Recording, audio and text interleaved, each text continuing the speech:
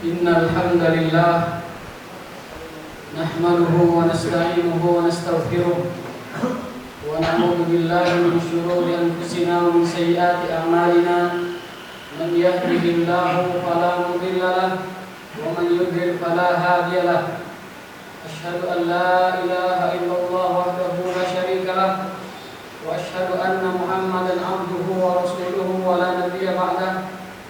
Allahumma shalli wa sallim ala nabiyyina karim wa ala alihi wa sahbihi ajma'in. Amma ba'du, fa ya ibadallah ittaqullaha haqqa tuqatih wa la tamutunna illa wa antum muslimun. Qala ta'ala fi kitabihil karim, a'udzu billahi minasy syaithanir rajim. Bismillahirrahmanirrahim. Tsumma awrasna al-kitaba alladziina istafayna min ibadina faminhum zalimun li nafsihi wa minhum muqtasid wa minhum sabiqun bil khairati bi idznillah. Dzalika huwal fawzul kabir. Shadaqallahul azim. Jamaah sidang Jumat yang dimuliakan oleh Allah Subhanahu wa taala. Alhamdulillah, di siang hari yang cerah ini dengan inayah, dengan taufik Allah Subhanahu wa taala, kita diberikan kesempatan, diberikan kesehatan untuk senantiasa menunaikan tugas utama kita di dunia ini, yaitu wa ma khalaqtul jinna wal insa illa liya'budun. Tidaklah aku ciptakan manusia dan jin kecuali untuk beribadah kepada Allah.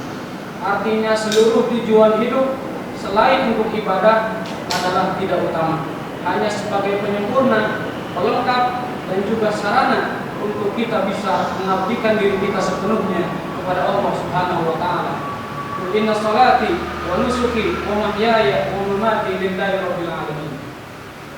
Tak lupa juga kita sampaikan pesan takwa kepada seluruh kaum muslimin dimanapun mereka berada, terkhusus di masjid yang mulia ini, karena sudah sekian lama kita ada dalam kesabaran yang waspada, kita selalu ada dalam kehati-hatian yang luar biasa.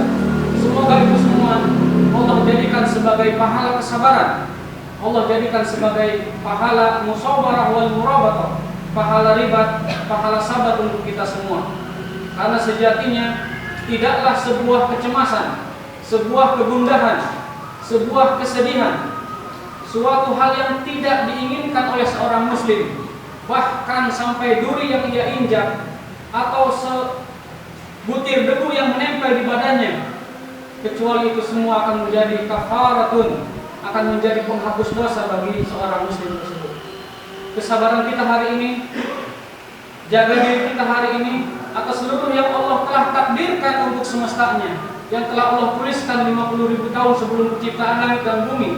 Mudah-mudahan semua menjadi pahala kesabaran dan pahala riba kita setiap detiknya dibayar dan diganjar oleh Allah Ta'ala dengan pahala kesabaran. Innama yuwaffas sabiruna ajrahum bighairi hisab. Sungguh pahala orang-orang yang bersabar adalah pahala tanpa batas. Jamaah sekalian yang dimuliakan Allah Subhanahu wa taala, pada kesempatan yang baik ini Khatib tadi membacakan sebuah ayat yang terdapat dalam surat Fatir ayat 31, di mana Allah Ta'ala menyampaikan yang intinya adalah bahwa kita orang-orang beriman, Allah telah membaginya menjadi 3 kelompok, 3 jenis, 3 bagian, 3 tingkatan, 3 derajat. Di antara orang beriman ada kelompok yang pertama, yaitu zalim li nafsi, orang-orang yang senantiasa aniaya dan zalim kepada diri mereka sendiri. Siapa mereka? Para ulama mengartikan ayat ini sebagai orang yang tidak melakukan hal-hal yang fardu, yang wajib, dan juga apalagi melakukan hal yang sunnah. Di samping ia juga melakukan beberapa pelanggaran dan maksiat kepada Allah Ta'ala. Ini adalah kelompok yang paling buruk dan rendah. Kelompok yang kedua adalah muqtasid, yaitu orang-orang yang pas-pasan, di mana mereka melakukan yang fardu, melakukan yang wajib, juga melakukan hal-hal yang harus dia lakukan dalam kehidupannya, tetapi ia tidak menambahkan dengan hal-hal yang sunnah. Orang seperti ini mencukupi diri hanya melakukan yang wajib saja, fardu kalaku, tapi sunnah kekalampa. Itu kalau orang sudah mengatakannya. Sehingga Al-Quran menyebutnya muqtasid, Muqtasid dalam bahasa Arab diartikan sebagai pas-pasan. Kemudian kelompok yang ketiga adalah sabiqun bil khairat, yaitu orang-orang yang antusias kepada kebaikan. Kita sering menyebutnya sebagai ahlul khair, orang-orang yang senantiasa fokus dengan kebaikan-kebaikan. Mereka adalah orang yang senantiasa melakukan hal yang fardu, melakukan yang wajib, dan juga menambahkan, menyempurnakannya dengan hal-hal yang sunnah, juga sembari meninggalkan hal-hal yang dilarang oleh Allah Subhanahu wa taala. Dan ini adalah kelompok yang tertinggi. Ini adalah derajat yang tertinggi di antara orang-orang yang beriman. Mudah-mudahan Allah Ta'ala menjadikan kita orang-orang yang senantiasa antusias kepada kebaikan, antusias kepada amalan wajib, dan antusias kepada amalan-amalan yang sunnah. Yang perlu kita garis bawahi di sini adalah mengapa amal sunnah begitu penting, sehingga ia menjadikan seorang mukmin betapa tingginya derajat di sisi Allah Subhanahu wa taala. Dalam sebuah hadis qudsi Allah berfirman bahwasanya ada seorang hamba yang mendekatkan diri kepada Allah taala sampai Allah menyebutnya dia seorang wali. Kita tidak sedang membicarakan tentang kehebatan seorang wali atau karamahnya seorang wali, dan itu sudah diketahui oleh semua. Akan tetapi yang ingin kita sampaikan bahwa orang yang disebut wali adalah orang yang senantiasa tamasuk, senantiasa komitmen, konsisten menjaga dan memelihara sunnah Rasulullah SAW. Dalam hadis tersebut Allah berfirman, "Man adzali waliyan faqad adzantuhu bil harbi." Barang siapa yang memusuhi waliku, maka ia telah mengumumkan perang terhadapku. Siapakah dia? Wali Allah yang dimaksud dalam hadis tersebut adalah orang-orang yang mendekatkan dirinya kepada Allah Ta'ala dengan hal-hal yang fardu, juga senantiasa tak kenal lelah mendekatkan diri kepada Allah dengan hal-hal yang sunnah. Dan terus-menerus ia dekatkan dirinya dengan amalan sunnah. Di samping ia sholat wajib, ia juga sholat sunnah rawatib, sholat sunnah qiyamul lail, sholat sunnah witir, sholat sunnah duha, dan lain sebagainya. Sampai-sampai saking semangatnya dan saking tak kenal lelahnya ia mengamalkan ibadah sunnah, akhirnya hatta uhibbahu, sampai Allah mencintainya. Artinya apa? Ketika kita ingin dicintai oleh Allah Subhanahu wa taala dan ingin dijadikan sebagai wali Allah taala, maka syaratnya adalah taqarrub ila Allah bin nawafil. Wa la yazalu 'abdi yataqarrabu ilayya bin nawafil hatta uhibba. Tidaklah seorang hamba mendekatkan diri kepadaku dengan amalan sunnah hingga aku mencintainya. Wa in ahbabtuhu, dan apabila aku mencintai hamba tersebut, kuntu sam'ahu alladhi yubsiru bih, yasma'u bih, aku akan menjadi telinganya saat ia menggunakannya untuk mendengar. Wa basaruhu alladhi yubsiru bih, dan aku akan menjadi penglihatannya saat dia melihat. Wa yaduhu alladhi yabtishu biha, dan aku akan menjadi tangannya ketika ia mengayunkan dan menggerakkannya. Wa rijluhu alladhi yamshi biha, dan aku akan menjadi kakinya saat ia menggunakan kakinya untuk melangkah. Artinya apa? Artinya orang tersebut ada sepenuhnya dalam penjagaan, perlindungan, berkah, dan juga rahmat dari Allah Subhanahu wa taala. Al-mu'minuna kulluhum awliya'ur rahman. Dalam akidah tahawiyah disebutkan bahwa seluruh orang beriman adalah wali Allah Subhanahu wa taala. Tetapi derajat walayahnya, derajat kewaliannya masing-masing orang berbeda-beda. Dan setinggi-tinggi derajat kewalian itu adalah taqarrubuhu ila Allah taala bin nawafil aw bis sunan Rasulullah SAW. Dan derajat paling tinggi dari kewalian seorang beriman atau seorang muslim adalah kedekatannya kepada Allah dengan cara mendekatkan diri kepada Allah dengan amalan-amalan sunnah. Betapa banyak amalan sunnah dalam hidup kita, tetapi kadang kita disibukkan dengan amalan-amalan yang sebenarnya tidak ada sunnahnya, tidak ada dasarnya, tidak ada dalilnya, bahkan cenderung itu masuk kepada perkara yang diada-adakan dalam perkara agama. Padahal kaidah ibadah itu cukup jelas. Al-aslu fil ibadati haram ma lam yadullu dalil ala jawazihi. Pada dasarnya hukum ibadah itu adalah haram sehingga ada dalil yang memerintahkannya. Berbeda dengan urusan dunia, itu berlaku sebaliknya. Al-aslu fil umuri ad-dunyawiyah al-ibahah hatta yaqid dalil ala tahrimihi. Pada dasarnya hukum urusan dunia itu boleh semuanya hingga ada dalil yang melarangnya. Sehingga dalam urusan agama yang dicari adalah dalil perintah. Dalam urusan dunia kebalikannya, yang dicari adalah dalil larangan. Hadirin ma'asyira jama'atul Jum'ah rahimakumullah.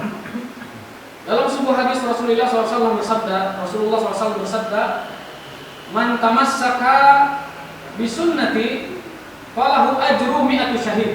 Barang siapa yang berpegang teguh tamassuk dengan sunnahku, maka baginya adalah pahala 100 orang mati syahid fisabilillah. Dalam hadis lain, man ahya sunnati falahu ajru mi'atu syahid. Barang siapa yang menghidupkan sunnahku inda fasadi ummati, saat umatku rusak, maka baginya adalah pahala 100 mati syahid fisabilillah.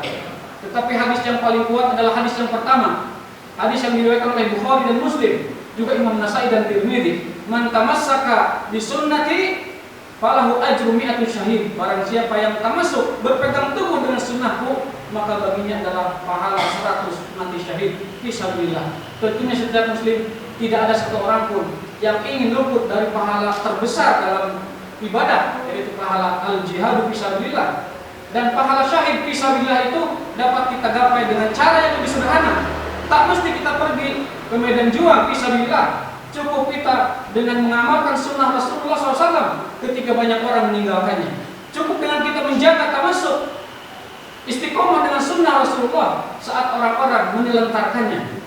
Dan di zaman ini kita bisa melihat kadang orang lebih suka kepada yang tidak nyunnah atau tidak ada dasarnya dari sunnah Rasulullah SAW, tetapi mereka lebih gandum, lebih suka kepada hal-hal yang sebenarnya tidak bersumber dari Rasulullah SAW. Mudah-mudahan Allah Ta'ala memberikan kita taufik, memberikan kita hidayah, memberikan kita ilmu, memberikan kita kesadaran akan pentingnya kita kembali kepada uswah hasanah terbesar kita, baginda Rasulullah SAW. Laqad kana lakum fi Rasulillah uswatun hasanah. Sungguh telah ada bagi kalian suri tauladan yang agung, yaitu Rasulullah SAW. Andai kita mencukupkan diri saja hanya mengikuti Rasulullah SAW dan mengikuti teladannya, sungguh kita akan selamat, sungguh kita akan sukses, sungguh kita akan bahagia di dunia maupun di akhirat. Aqulu ma tasma'un wa barakallahu fikum fadhkuruni yadhkurkum washkuru ala ma yazikum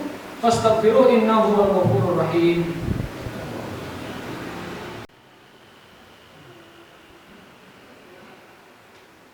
Innal hamdalillah nahmaduhu wa nasta'inuhu wa nastaghfiruh wa na'udzu billahi min shururi anfusina wa min sayyi'ati a'malina. Man yahdihillahu fala mudilla lahu wa man yudlil fala hadiya lahu. Asyhadu an la ilaha illallah wahdahu la syarika lahu wa asyhadu anna Muhammadan 'abduhu wa rasuluhu wa la nabiyya ba'dahu. Allahumma shalli wa sallim ala hadhihi nabiyil karim wa alihi wa sallim. Allahumma ighfir lil muslimina wal muslimat wal mu'minina wal mu'minat al ahya'i minhum wal amwat innaka samii'un qariibun mujibud da'awat wa ya qadiyal hajat. Allahumma rabbana zalamna anfusana wa illam taghfir lana wa tarhamna lanakunanna minal khasirin. Allahumma arzuqna ittiba'a sunnati nabiyyika ya Allah ya Rahman ya Rahim. Allahumma ij'alna mimman yaj'al sunnata Rasulillahi qurbah. Allahumma ij'al barakah fi hayatina. Allahumma aqilana barakah fi arzaqina. Allahumma arzuqna fi amwalina wa auladina wa ahlina wa malina wa amalina ya Allah ya Rahman ya Rahim ya Arhamar Rahimin. Allahumma anzil alaina sakinah. Allahumma anzil alaina sakinah. Allahumma anzil alaina sakinah. Allahumma adfa'anna al-bala wal waba. Allahumma adfa'anna al-bala wal waba. Allahumma adfa'anna al-bala wal waba ya Allah ya Rahman ya Rahim ya Arhamar Rahimin. Subhana rabbika rabbil izzati amma yasifun wa salamun alal mursalin walhamdulillahi rabbil alamin. Wa akhiru da'wana alhamdulillahi rabbil alamin. Wa aqimus shalah. Wassalamu alaikum warahmatullahi wabarakatuh.